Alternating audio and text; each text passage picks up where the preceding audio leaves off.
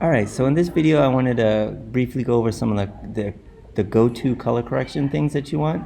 The first thing that I want to use is my adjustment layers. It's usually over here on the right hand side.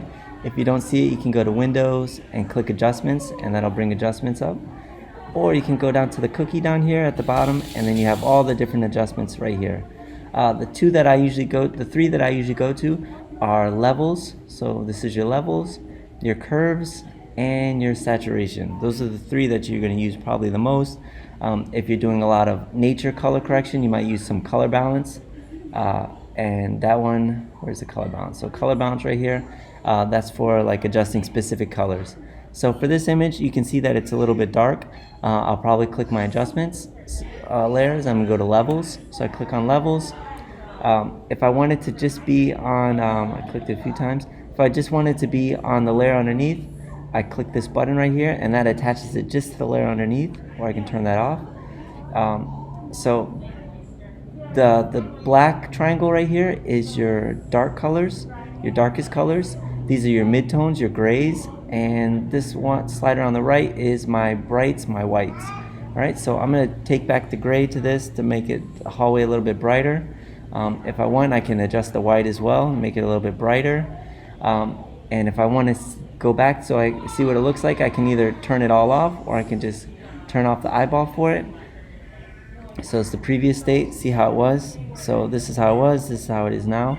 So this turns it off, this is the previous state, and again this attaches it to the layer underneath. So let's go back and let's add saturation to it.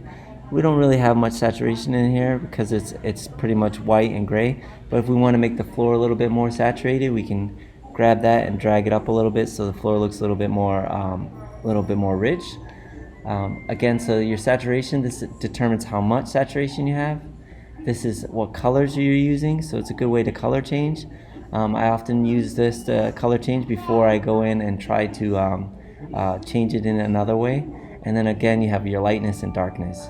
So let's go back to 0 and 0 here as well.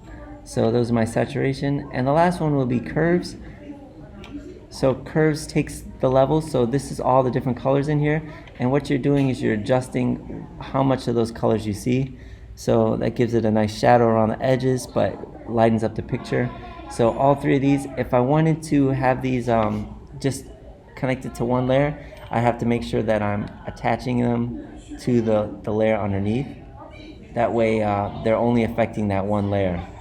So that's pretty much your three go-to adjustment layers in a nutshell. I prefer to use them as layers. The other way to do this would be to go up to the top here under image, adjustment, and clicking on them right here. This does not give you a layer, it just adjusts the image however you want, but it doesn't give you an actual layer in your layers panel down here. So this is something like when you're trying to keep your layers small, you might just want to have one adjustment and apply it so you don't see the layer. So this is the ones on the right, these adjustments make layers. The ones at the top, they just adjust the image with no layer. All right, I hope that's helpful.